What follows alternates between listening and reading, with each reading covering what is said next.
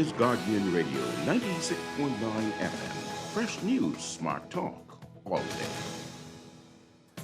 The views and opinions of the hosts and guests are their own and do not necessarily reflect the position of the management and staff of Guardian Network.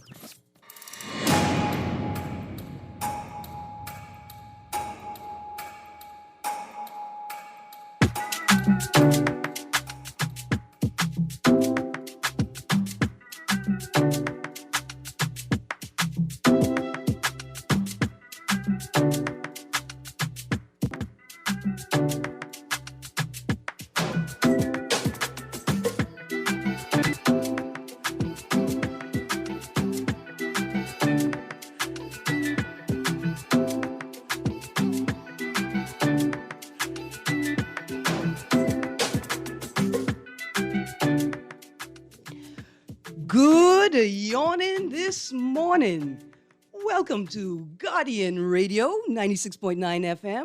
It is Monday, the 10th of May, 2021. That must mean you're on the clock with Erin Greene.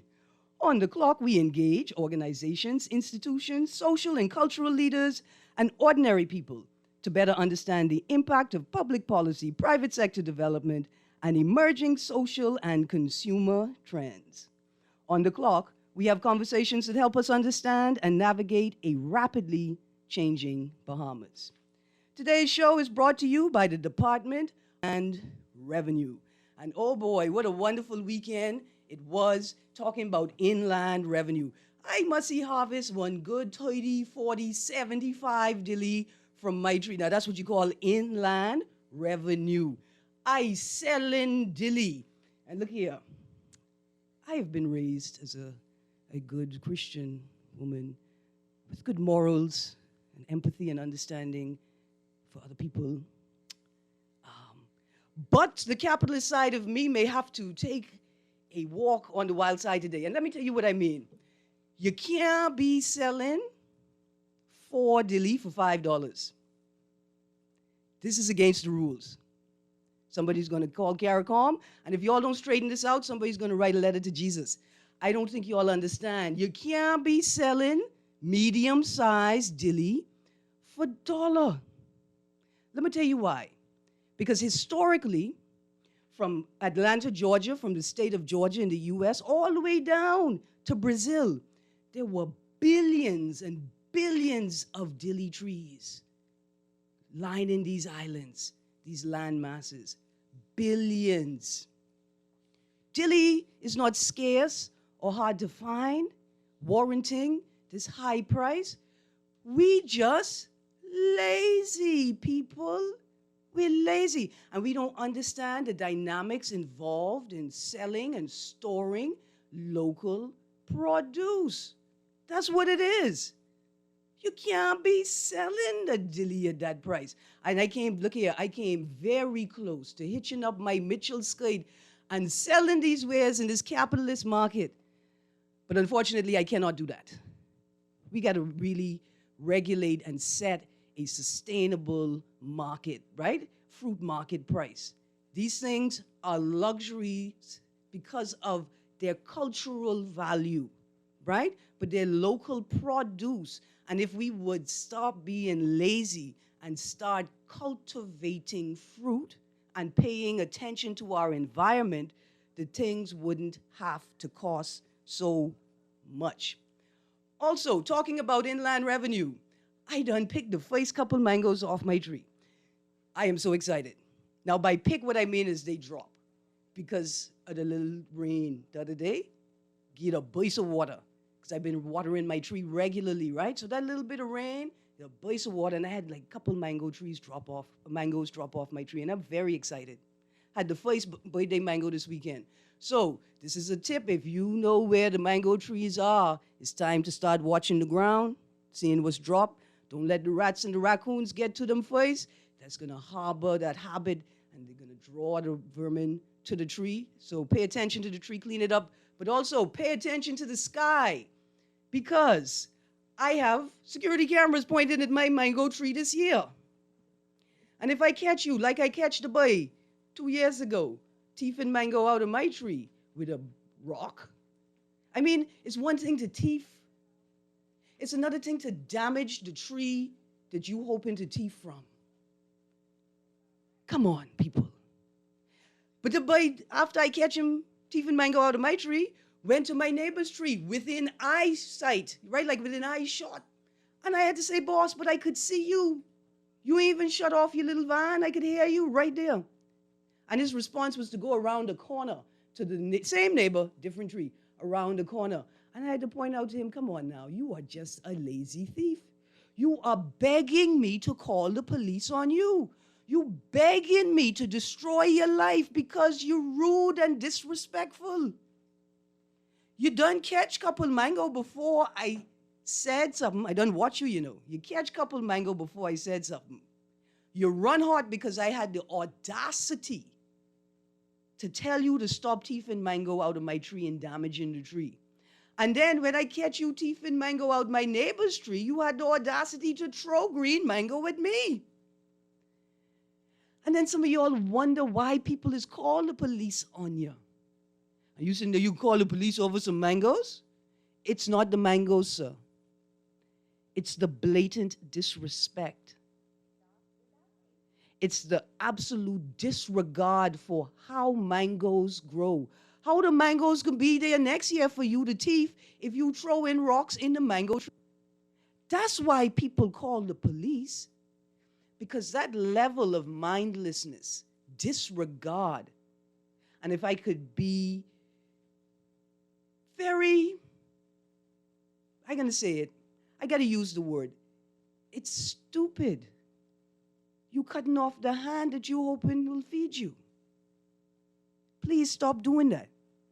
Because I got camera, I got audio, and I can snitch on you. I ain't going to send it to the police, though. I can put it on TV. I can put it on the interwebs. You want to be famous? That's what we're going to have to do. Because some people are relying on the fruit that grows in their yard to generate a little income to keep them going. That's what it is. That's what it is. Now, in other news, today is Monday, and that means tomorrow is Tuesday the 11th, and we will be watching the first in the UB political debate series, the youth debate. This is going to be a really great discussion. To get a sense of what is on the minds of the younger generations of Bahamians, why they are engaging in politics, what they hope to bring to the table, and what they hope to take from the table as well, if we can be honest. And I think these conversations are important because, as far as I am concerned, far too often, new and young politicians enter that arena and they get overwhelmed and consumed by the political culture to the point where it destroys them, or it destroys the image that we once thought they were. Who they used to be before they went in the house is no more. And so I want to tell you all about this little book I picked up and started reading this morning. It's called Ellsworth Johnson and the Case of the Missing Advocates, Lawyers, and Labor Unionists. It's a mystery. It's sort of a suspense, like a thriller, right? And the story starts on a ship. There are two men looking across the deck of the ship. And the first man says, "You see that boat there? I gonna wreck that boat." Remember, we used to wreck things. Used to. Second man say, "Buddy, put down those binoculars. You see any other boats out here? Stop talking foolishness, man. You gonna wreck the boat we on?" The first man says, "Not the whole boat, King. Just the part the government and the rich by them is beyond. That's the only part I can wreck." Anyway, that's as far as I got in the book before I choked on the dilly I was eating. It's a good book. I could tell by the first few lines. It's a very good book.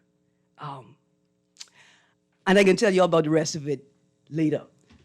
I think it's a good time to go to a break. And when we get back from this break, I'm going to introduce my guest for today. I know you all want to know who it is. It's a little political. It's a little spicy. It's going to be fun. Stay tuned to 96.9 FM, Guardian Radio. We'll be right back on the clock.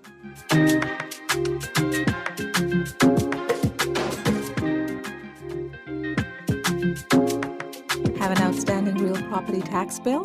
Take advantage of our Real Property Tax Forgiveness Program. Bring your account to zero and receive a 50% discount on your outstanding tax and surcharge past 180 days. Or get a payment plan. Make a 25% deposit on your outstanding tax, receive a 100% waiver on the surcharge, and pay the difference within 36 months, interest-free. Contact the Department of Inland Revenue at 225-5778 or email us at rptforgive@bahamas.gov.bs. Offer ends May 31st. Meet Jackie. Jackie's a hard worker with a steady income, but she has a personal loan and multiple credit cards to pay off. To keep her account current, Jackie opted for a loan from Fidelity Bank to consolidate her debt into one monthly payment and earn interest on a built-in savings account. Be like Jackie. Call 356-7764 to book a complimentary financial coaching session. Fidelity also offers virtual assistance. Fidelity, we're good for you. Self-quarantine helps to prevent the spread of COVID-19 and keeps our community safe. An individual may be asked to self-quarantine if they had close contact with a person who tested positive for COVID-19. Self-quarantine involves not leaving your home, staying at home in one room by yourself, using a separate bathroom from others in the household, avoiding contact with others, including those in your household, practicing preventative measures such as hand washing and disinfecting, monitoring for changes in your health, answering the phone when the contact tracing team calls, and following instructions given by healthcare professionals. Let's do our part to prevent the spread of COVID-19. This message has been brought to you by Bahamas Ministry of Health in conjunction with Guardian Radio.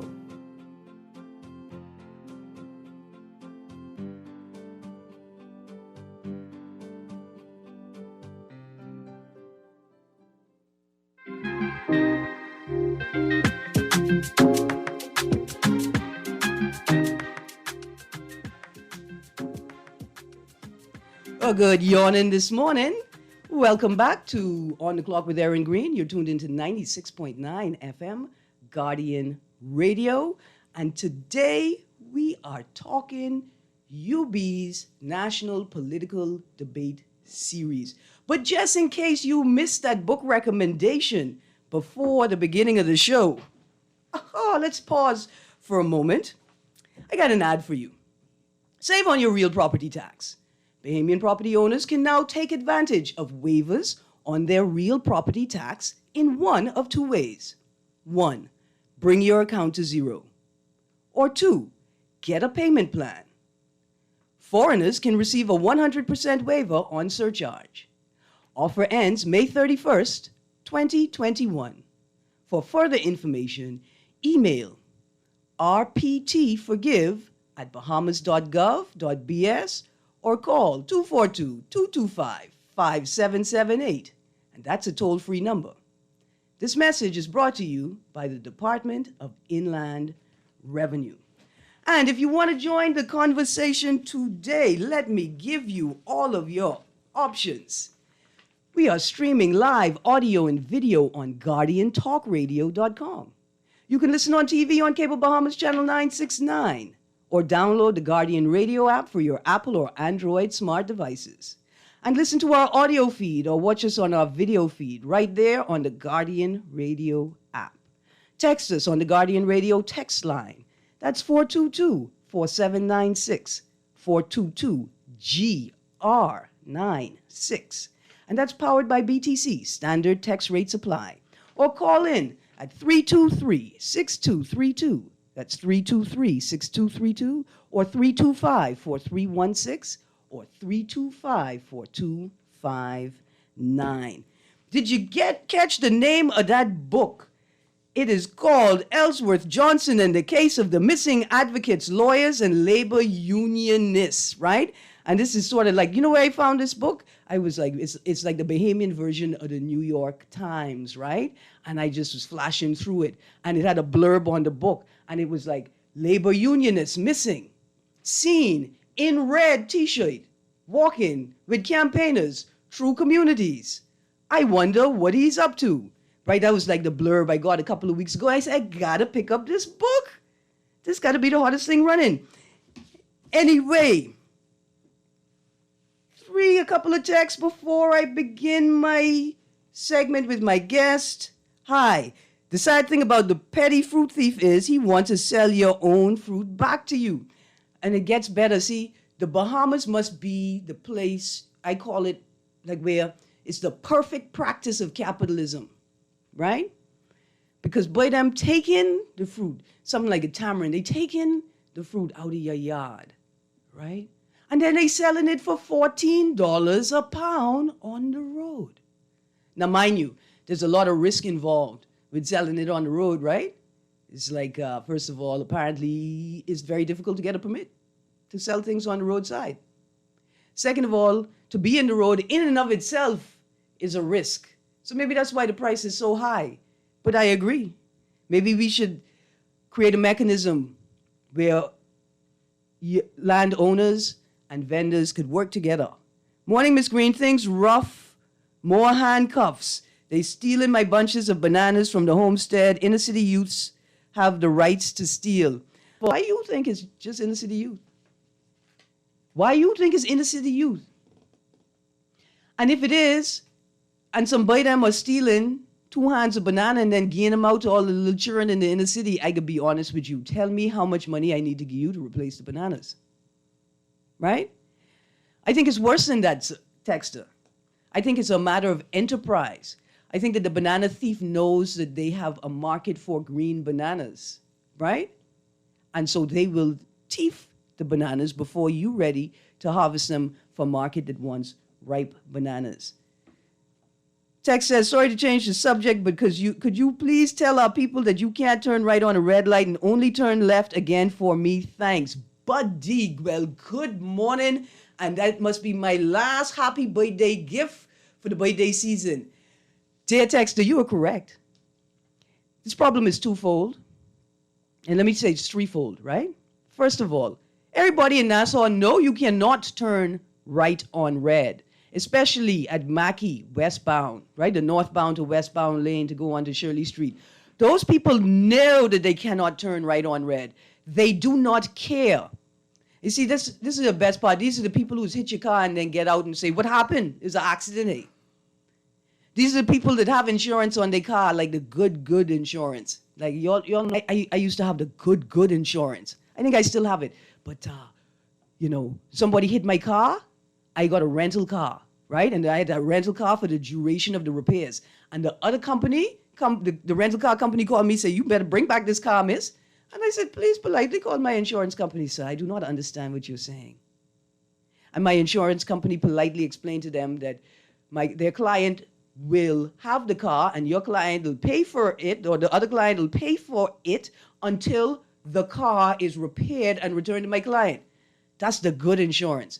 Dear young people, invest in the good insurance. Also, dear young and old people, lobby these other people so young people could afford the good insurance. Y'all know what y'all doing. Y'all thought you thought there was a mango mafia? Insurance people know what they're doing. Thank you very much. I also want to point out that there was a lot of reckless driving on the weekend. A ton of it. It's almost as if y'all don't care about yourself and other people.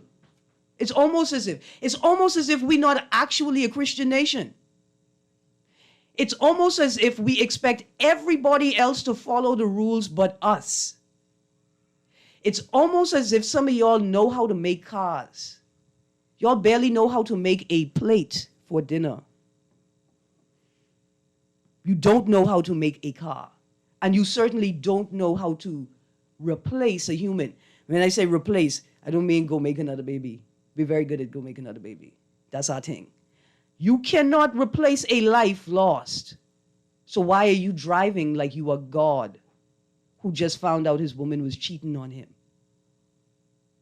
Please do better, Bahamas. Because these young people who coming up on this stage tomorrow night need something to model. They need behavior they could look at and identify as good and worthy of replicating. This other thing we doing is not making any sense. And look here, just because I turned 45 don't mean I think I's an old woman. But y'all making some of us adults out here adult more than we should have to. It's not my job to adult for you. And it's not these young people's job to adult for us either. It is not their job to adult for us. And it's not our job to adult for the generations above us. Now, when they hit geriatric age, then it's time for us to step in like loving parents did for us and take on that role. Anyway, thank you, Texter. You put the fire. You put the fire in it this morning, and I really appreciate that. But back to our regularly scheduled program. My guest this morning is the great, the youngest, hardest working politician in this country, Mr. Jace Brannon from Spectrum Politics. Good morning. Good morning, Erin. Good morning, Bahamas. And boy, you know how to flatter. Boy, I thought I saw some mangoes in your car when you pull up. You know, it was interesting. The last time I was on your show, you were talking about the fruit tree, so I'm dismayed to know that the perpetrator has not been brought to justice. I hope we can get some justice for you. Look, no, they've been brought to justice. Trust us. Look here. Some of them, you know, they couldn't sleep for the whole year. That's on their conscience eating them, like they was eating that mango. Anyway, it's good to see you. I'm sorry it took so long. No. You know, we're all busy, and some interesting things have happened, so I'm glad that we get to talk about it now. It's only a day away. Yep. This first in the UB National Political Debate Series on youth. So, what is Spectrum Politics, and what is your group's role in tomorrow night's debate? So, as you know, Spectrum Politics is pretty new because the last time we spoke, it didn't even exist. As a matter of fact, it'll celebrate its one-year anniversary in June. So this was a whole quarantine project. It's basically a digital media group that focuses on political debate, education, and analysis. And it was started, like I said, in the height of that quarantine period between three friends. I was one of them. And at the time, we were in three different political parties. So we noticed that all the time on social media, we'd be going back and forth about national issues. But more often than not, we were agreeing with each other, despite the fact that we had on, different colored ties and all of that stuff. And the same could be said about a lot of young people who are interested in politics. We agree on the basics and even the advanced stuff, but it's only the color that's different. So we said, well, why don't we form an organization that'll kind of be like a community platform for us young people to get together, get inspiration, learn from each other, and sort of refresh our spirits, because if you leave it up to these political parties, you could get real discouraged real quick. So our role in tomorrow's debate, we've been excited to partner with the University of the Bahamas and Verizon Media Group. The three founders, of which I am one, Christophe Strawn is another, Denzel Bazard is a third. We are going to be providing color commentary before and after the debate using our... So it's kind of like our podcast, the Bahamas Politics Podcast, but live on TV. Now, when you say color commentary, what you mean? Does that mean like you gonna crack jokes? Like I gonna crack jokes on them? And well, we got to keep it light, of course, because it is a serious occasion, and we want to really celebrate. We anticipate that we'll be celebrating the great debate that the young people will have tomorrow. And listen, full credit to them, right? We're going to talk about them by name in a little bit, I'm sure. But to be able to stand up on a debate stage in a country that is not really primed for debates, unfortunately, and to do it first, you got to give them a lot of credit. And we're going to be talking about their performance and what we want to see from them. Yeah. So two things interesting there, right? I am unaware of any other political analysis or commentary group like yours. And so I'm still really interested to find out what color commentary means. Like, is it a trade, an industry term, right? But don't make me laugh. But also, right, in the second part there, with these young people being on the stage, do you know any of them? Yeah. And are they already in that debate space? Because we know we got Toastmasters, right? So we understand debate. We got a culture of appreciation for debate in the country. But the question is, are we ready for, or do we see the value in political debate, right? And then again, the value of young people engaging on that debate platform. Yeah, different question, but necessary. So I have actually, and again, this is where the digital and quarantine age kind of comes in. I have spoken to some of these young people that are debating tomorrow online, but I haven't met them in person.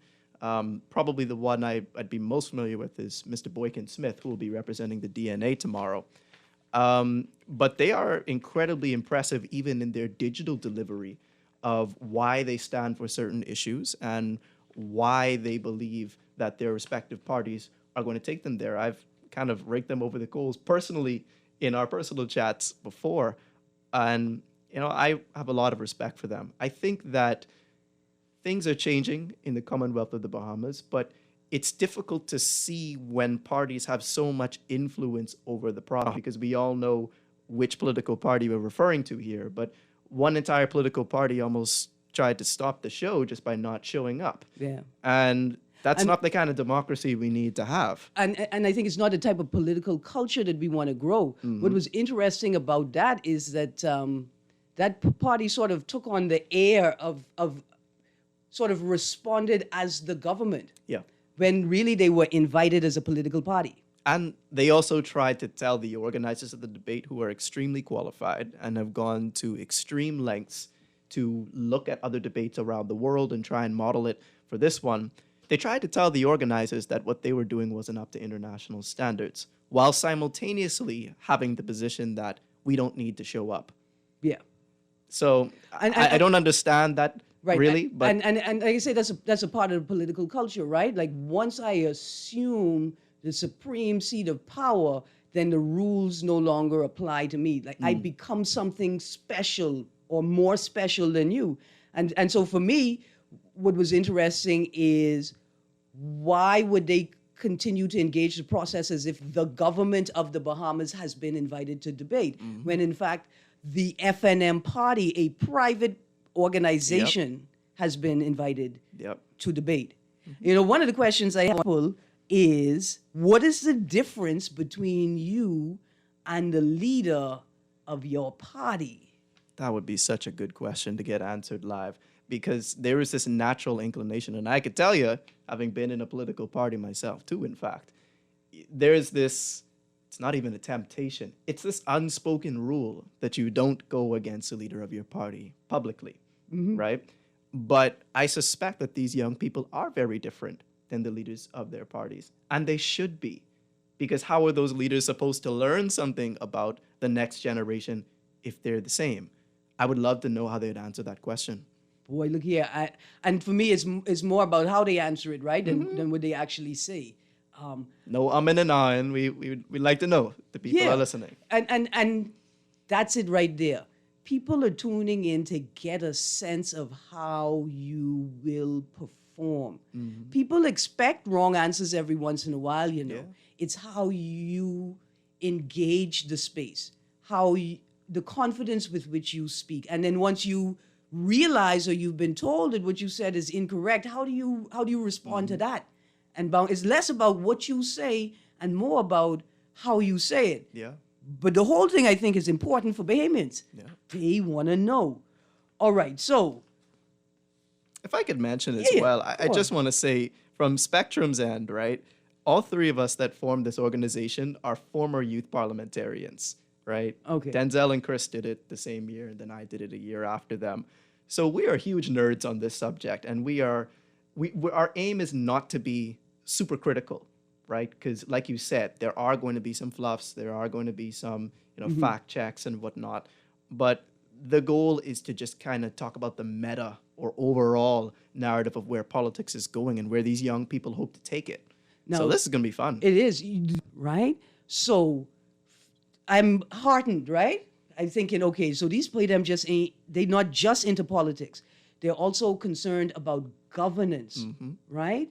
Do you think that political debates will help Bahamians understand the transition from politics, like what I say on this debate stage, and governance, my ability to deliver the things that I have promised?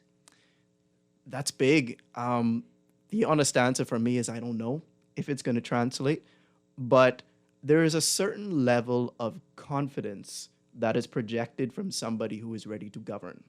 And to my understanding, only one person on the stage, and that would be Boykin Smith, who's running for the DNA in Garden Hills, is going to be a candidate in the next election. Sorry, I misspoke. Cara Ellis from the Coalition of Independents will also be running, and so will Shaquille Johnson from the BCP, I believe. Yep. So these guys are hoping to be in Parliament after the next election. What you say on Facebook, what you say on Twitter, that's one ball game. We're looking to see if you could represent us nationally and internationally. So I trust that they're up to the challenge because it's a big one. It is a big one. Yeah. And I hope it doesn't. I hope it doesn't turn out like a beauty pageant. Yeah. Right? I mean, you look at these women, and then sometimes the answers are just like deer in the headlights, and then they kind of smile, and there's the fake applause. And did you? But in many instances, it's a question of whether the participants are prepared for the sort of weight or the gravitas of the moment, right? But let me give a list to the listening audience. Here are the participants in tomorrow night's debate. So we start with Willanique Wilson from the Bahamas Democratic Movement. Then Cara Ellis from the Coalition of Independents. Alexander Kemp from the Kingdom Government Movement. Justin Smith from the Progressive Liberal Party. Boykin Smith from the Democratic National Alliance. Bill Johnson from the Bahamas Constitution Party. Am I missing anyone there? There's nobody from the PLP on this list? Oh, the PLP is right there. Justin Smith. Oh, yeah. Okay, yeah, my bad. Sorry, Justin. I still sit here and wish to hear Free National Movement, but sadly, we will not get that opportunity at this debate. Yes, sadly. But we could talk about them. Not the young people in the party that they wouldn't let come to debate. And not the actual people in the party, because we don't want to talk about people. But we could talk about the political culture that drives the FNM and that would cause a party that campaigned on a promise of accountable, honest, and transparent governance to the point where they would refuse to participate in a national debate. But not just that, Erin. I think Dr. Curry said it right when he was on the radio. I think it was last week. He reminded the audience that last election, UB held a series of town halls that is, for all intents and purposes, exactly the same as what we're doing here. Yeah. Except this is a debate. Yeah. So the Free National Movement for other political parties. Boy, look here. I got a caller on the line, but this political culture is fascinating. Yeah. Caller, you're on the clock. Good morning, Erin, and good morning to your guest. Good morning. Good morning. Erin, I'm going to go on the limb by saying this, okay? These debates, what we are saying about to play out, I find it to be an insult to those who are part of the intelligentsia community. We have been calling for political live debates for years. And to have this watered-down version as if that we are running for some student council office, we have to understand that persons are vying for the highest elected office in the entire Commonwealth of the Bahamas. And to have persons on that stage debating who is not a part of the political process is an injustice. You see, and the UB should distance themselves from this because it seems as if that some people are inflating their egos by taking us to this low depth. Caller, what do you mean when you say not a part of the political process? Do you mean the new parties? The only persons we should be hearing from are persons who are vying for a particular constituency. They're the persons. See, it starts from the bottom up, Erin. And in order for us to get an understanding as to whether these persons have the intellectual capacity to bring legislation, policies, and programs relative to the area that they're representing, if we're not hearing from these individuals, we're doing this entire process a grave disservice. But caller, apparently all of the participants in the debate tomorrow night are aspirants. They all are candidates. Maybe tonight, maybe in that particular one, but according to what your guest is saying, all of these persons are going to be candidates. Well, I'd just like to clarify to the caller. I did misspeak at the beginning and said only one of them would be, but I know for sure at least 3 of them are candidates for the next election. In the case of the Bahamas Democratic Movement, I know that they have not ratified a lot of candidates, so it is possible that some of these parties will ratify these young persons. Hello? So my guess, Mr. Brannon was saying that initially he said that they were all ratified, and he's not sure whether some of the parties have ratified all of their candidates, but it could be that all of the participants at tomorrow's event are. Erin, going forward, is all we should be hearing from, and furthermore, because when you look at these 2 major pandemics that we had Hurricane Dorian, then we now had this global pandemic, and for them to be playing games in these serious times, when political rallies may be a thing of the past, it is imperative for us to focus on these debates in a clear, concise, and intelligent manner. Stop playing childish games, because this is, to reduce this thing to a student council type election, and we're talking when it's coming from UB. In developed countries, it is the universities who will be pushing these things, and the Tea Parties who will be pushing these debates in developed countries. And for the UB now to say this is the format, this is the most intelligent process that they can come up with, it's a disrespect to all of us who are part of the intelligentsia community. It's a very disrespect. Thank you, caller. Before you go, I don't want you to think I want you to hang up before I respond, right? So two things, right? Yes, ma'am. I don't think. I think that perhaps we need to step back a bit. Do you really think that the university can construct a platform for public discourse that will satisfy the desire and the need of what you call the intelligentsia in this town? Yes, ma'am. But furthermore, do you think that's what's most helpful for the democratic process? Like, I'd like to sit and talk about, if you see the list of questions I have here for these young people, and guess what? I know they can't answer it. But guess what else? Ain't nobody on the thing to answer it. First of all, I bet you Dwayne Sands is the only one who will try to answer the questions. You hear me? Try to answer them. But then when you look at how developed countries feel candidates and how they see this process, Erin, it's supposed to be when these persons who are vying for public office, when they state their position on a particular socio-economic issue, it is docket in their record, and this is what you hold them by. But how can you hold individuals to something that they're not even running for? But you can't blame, caller, you can't blame UB for what is a symptom of the political culture generally, right? But it's Dr. Chris Curry who said that he isn't even looking at independence. How could you do that? Because everyone it's their $400 should be a part of the political process. Because all it is doing, Erin, it is only using common sense and intelligence as prerequisites before you vote for an individual. On either side, from the voter perspective and from the candidate perspective, why should I find out that someone don't have common sense and intelligence after I would have voted for them and cannot think on their thing critically? But the debate isn't the only tool you use to determine. It's a very effective tool when you compare it with political rallies that we've been using for decades. It's not as effective as you may think, and it's understand how to read the debate stage, right? But I know you do, and many other persons do as well, because we see how it works and we see the benefits of these things prior to persons voting for individuals in other countries. It could either make or break you. Nah, I could be honest with you. First of all, you think too lowly of yourself and your country in this comparison to other countries. The criteria that we use political rallies and cracking jokes. That's the process. And when you compare it with political live debate, it's like night and day. Yeah, but I feel you. No, it's not the first one. I was at the 2017. No.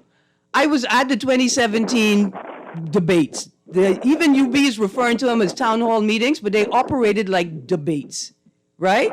They operated like debates. They just didn't call them debates. Erin, if we can get more persons, if we can get these debates focusing on the persons who are most important, which are the candidates who are putting themselves forward, we were moving in the right direction. All right, but caller. To exclude a few of them saying you're not going to go with independence, then you're bringing in persons for us to hear from who are not even a part of the political process. That's a disrespect, man. We can do better than this, man. All right. Thank you, caller. Well, Erin, do you mind if I just jump in here on this? I want to put out a few things for the audience to consider. This is Jason Braden again. Firstly, this is the first of a series of national debates. It's not going to be the last. Yeah. There is an opportunity here. But hold on, this is the first series of debates. So it's not just that this isn't the last debate in this series, but this is the first series, and other people could construct their own debates as well. Right. I will not speak out of turn, but this is not the end of the process. So I am still going to give credit to young people where I can as a member of the youth community for standing up and volunteering themselves to even be subject to this criticism before the debate even begins. Yeah, I agree. Let me get to these texts here, and then we're going to get to our own list of questions that we have created for the panelists tomorrow night. First text, hi. Hi, the sad thing about the petty fruit thief, we know that. Ask the boy, my esteemed guest, the boy, if they get their own generator because the lights may go off. Listen, and how you know one of the questions is about the energy crisis. Yes, indeed. I can't speak out of turn for that. That question would better be directed to UB and Verizon Media Group. Don't ask me that question again, Dexter, because I have an answer. Is that my theme music? Is it time for a break, Kermit? Well, we got to put a pause on these texts. We're going to roll to a break. Caller, hold on the line. We'll get right to you.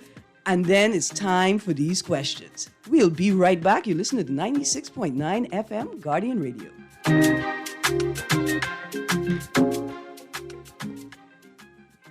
Have an outstanding real property tax bill?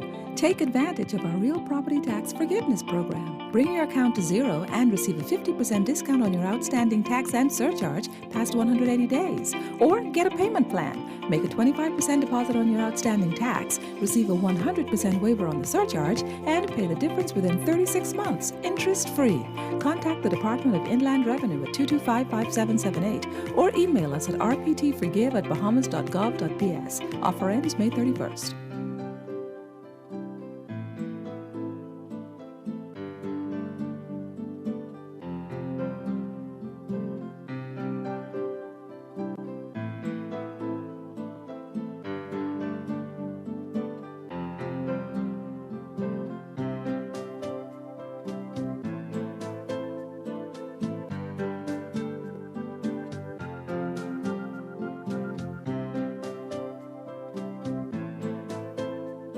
This message has been brought to you by Bahamas Ministry of Health in conjunction with Guardian Radio.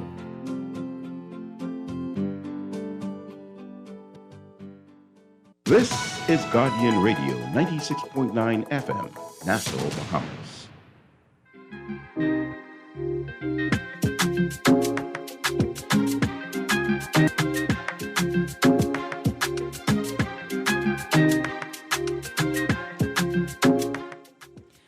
Good morning. Welcome back to Guardian Radio 96.9 FM. You are on the clock with Erin Greene. It is Monday, the 10th of May, 2021, and my guest today is Mr. Jace Abranen, one of the most brilliant political analysts in the country. First of all, I see you looking at me like that, Mr. Branen, as if I just lotioned you and bigging you up. But have you seen any other political analysis groups, shows, podcasts, discourse going on anywhere, first of all? Well, I know they must exist, but I will always deflect credit and the success that Spectrum has had so far onto my team members. Again, Christophe Strawn and Denzel Bizard, who are just as brilliant. If you're going to call me brilliant, you got to call them brilliant too. We're doing really good work. And the team is growing. You know, and so I want to say to the caller, right? Like this thing, it don't just happen because you dream it, right? Like there are things that we have to do. We have to create an environment in which it is possible for that debate you want to have to occur. People have to do the work, right? There has to be political discourse taking place in various parts of your community. Not just at politics time either, not just among the politicians. So one of the reasons why, or possibly why, we've only gotten to this point is because we've been waiting for some young people to create a mechanism like Spectrum Politics, right? To make it possible for these other things to happen in the environment. And so sometimes it hasn't happened because we really are not ready for it yet. As simple as that. But I got a caller on the line. Quickly, caller, you're on the clock. Happy birthday, be great. It is a good start for the debate. I appreciate you being for it. And hopefully next year, remember not election next year, hopefully next year, we could have more debate. But let me just say this in closing. My leader, the PLP, they're ready. They're ready. I hear you. Oh, I hear you. He better be ready. He better be ready because he ain't got no excuses. You have none whatsoever. And while you may want to pretend like you are in the same circumstances as other third parties, we all know that you're not. And with the resources that you have available to you, and I ain't even talking money yet, I'm talking intellectual capacity and skill set, you are severely underperforming. If you think comparing yourself to other opposition parties is a fine comparison, it is not at all. Another text here, morning, 3 straight, FNM, FNM, FNM. All I could see there was, it's mango time. Thank you, texter. Another text, Chick Johnny Queen, you talking about sapodilla being priced too high on the island of New Providence, but ain't mentioned the overpriced coconut these fellas is be selling for about $20 a gallon. That's true. Yeah, you forget about that, eh? Also concerning the fruit thieves, they just like our government don't dive deep enough. They just rush for quick fixes. They don't think about long-term, stable, sustainable solutions that will help or benefit themselves and others in the long run. Ms. Greene, many times I offer to plant or help the fruit thieves plant fruit trees in their yard, especially banana trees, which grow fast. Why? So they could stop thieving, because they would now have their own stable supply of fruits. But sadly, many of them are too blind to see the light. Remember the first chapter of that book I was reading to you all about the 2-boy on the boat with the binoculars? And he was wrecking the boat that he was on. It's kind of like that, but the same.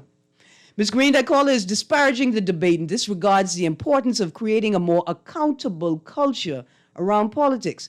The debates are going to provide much-needed perspective into the thinking of these parties. Another point, a very good point.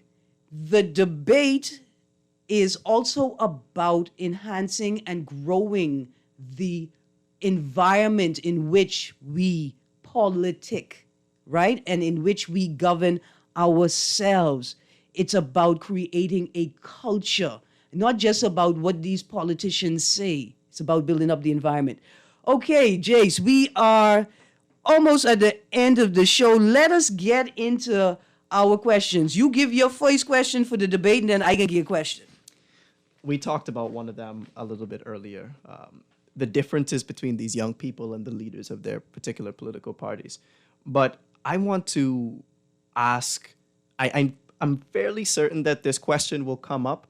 It seems simple, but the answers could be so powerful. The question of why did you enter politics? Because we hear that question all the time as young people. The standard answer is usually, well, I want to see a change in the country. That's fine. But I want to see if any of the young people will delve deeper into their own personal background, into an area in which a failure or deficiency in government policy impacted them, their community, their family, and then say that. Right. I want to be a part of fixing that. I want to hear what these young people would have to say. That space where the personal becomes political. Exactly. Where I am literally governing myself in the absence of alternatives or support. And it's not about incompetent governance. It's just about a gap, something that somebody didn't see. Okay, so you did get one of my questions. Here's my first question.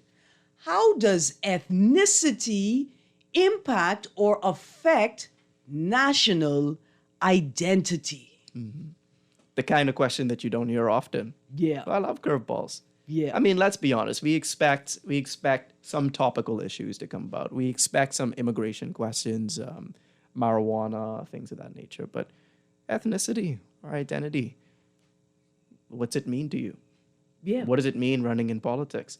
And I'd be curious as well, since two of the debaters tomorrow will be women, I would like to hear the men on the stage talk about women involvement in politics.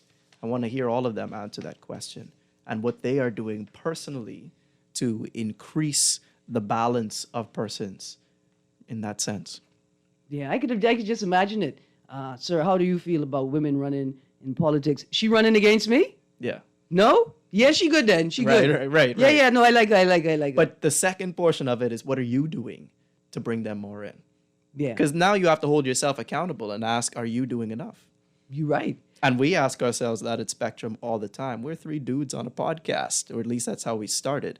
Thankfully, we have more persons who have come on board now. But from the beginning, you could ask any of the team members, we sat down thinking, gosh, why is it that we don't have more women even at this starting stage?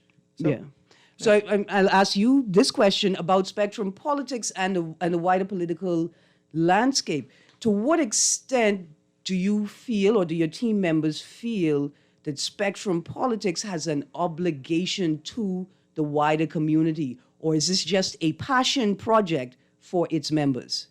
Well, anything that affects the community has an obligation to the community. I think that's how I would answer that question. At first, it was just raw passion. Let's see what the three of us could come together and do. And we started with a few pilot episodes on the podcast. We liked the flow. We liked where it was going. And we said, all right, well, now let's bring it even further.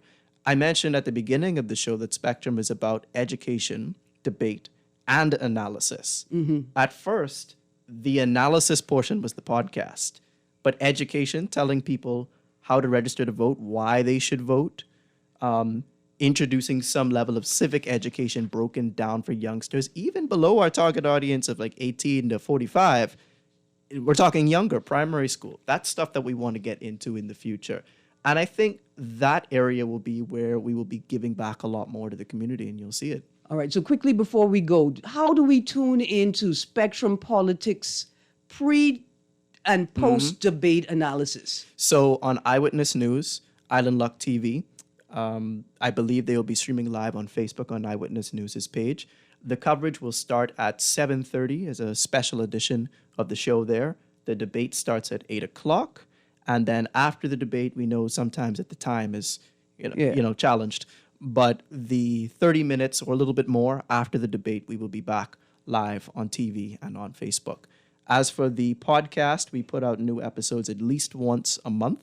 Mm-hmm. And you could visit our Facebook page at Spectrum Politics. Our Twitter is, however, our most active platform at Spectrum POL.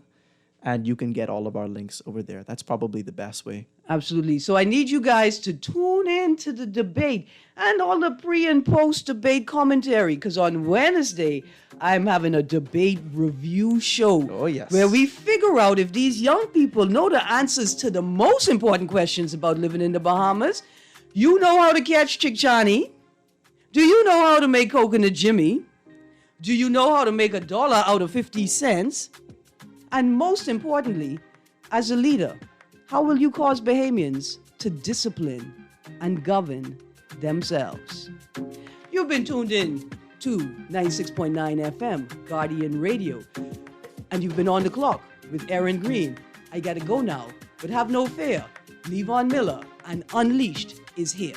I say thank you to Jace Brennan for this wonderful discussion, and you can be back shortly, soon, to continue talking about this political debate series. Thank you so much. Thank you for having us. Absolutely, and have a great day, Bahamas. Stay tuned. Don't change that dial. 96.9 FM all day.